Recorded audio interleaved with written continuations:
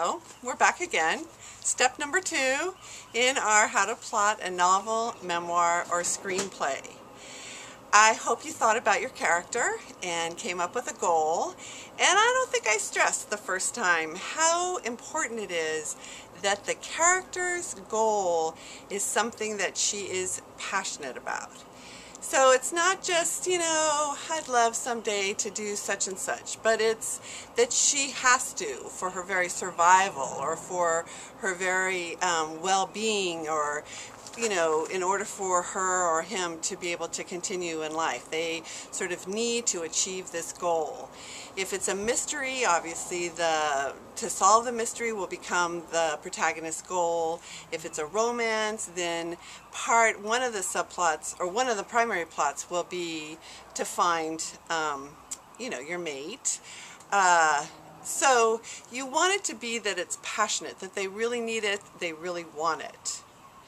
Okay, so today what we're going to talk about is the character flaw, because what stories are really all about are characters that are being transformed by the dramatic action that's happening to them in the story.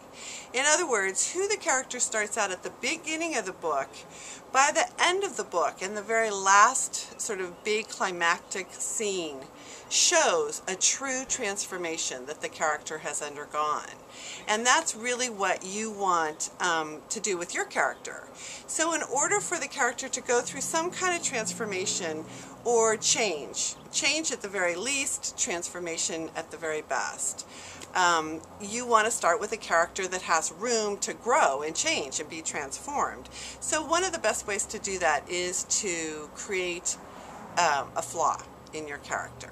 We all have them. We all, are living with our fears and foibles and prejudices and, the things that how we sabotage ourselves. It's where you want something, but then you find that in the next breath you're doing something that sabotages that, you achieving what it is that you've set out to get. So flaws can be that you're a gossip. If you want to have a best friend and you're a chronic gossip, obviously you're going to hurt your chances of getting a best friend if you gossip about them to everybody else.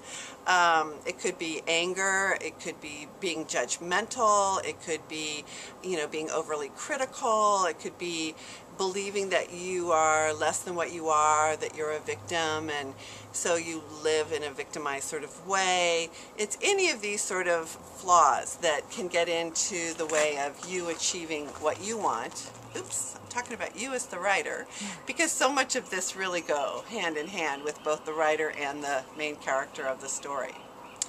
So I thought I'd give you a couple examples again. I did give you a lot of examples in the first one, and so let me give you a couple this time. One of the examples is the Kite Runner.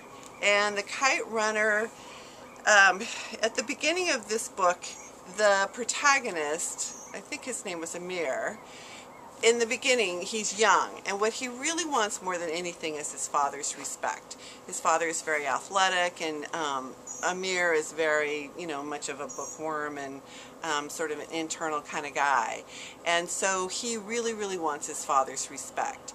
And what happens in trying to do that is he lies and cheats to try to get what he wants. Well, being a liar and being a cheat, both are flaws. So those are something that he's going to have to overcome in the scope of the entire book in order to come to a place where he no longer lies and cheats to himself or to other people. So because of what happens at the end of the beginning, or at the 1/4 mark of this story, he has a loss of innocence. He does something that really hurts someone very, very close to him, and because of that, the moment that his life of perfection, so to speak, is over. I mean, it was over even earlier because his mother died, but this is a moment that he's created for himself. So because of what happens at the end of the beginning, he then has to learn how to forgive himself. And what his flaw is that he's unable to stand up for himself. So I hope you can see how his flaw of not being able to stand up for himself can interfere with his ability to be able to forgive himself, which is what his goal is for the rest of the book.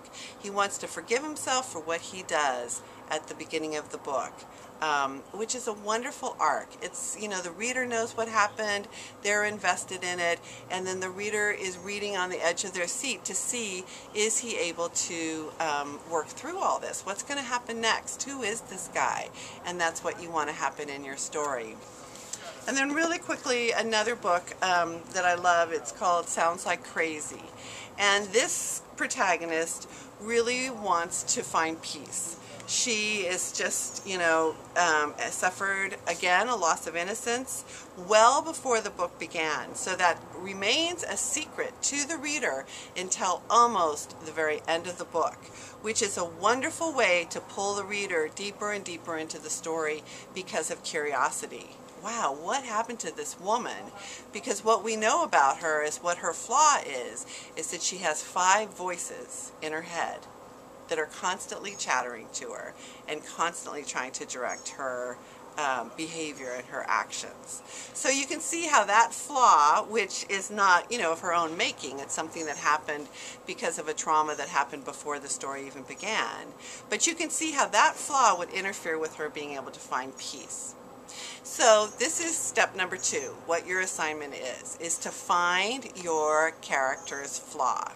And if you have a hard time coming up with one, look around at the people that you love the most and you'll see them all over the place. Their flaws, they just stick out like, you know, there's no problem seeing them. Or try to find your own flaw, which of course we don't believe we have any because we think we're so perfect. But if you can identify your own flaw, then use that and it might help you explore it and find out more about yourself. So until the next time, have fun.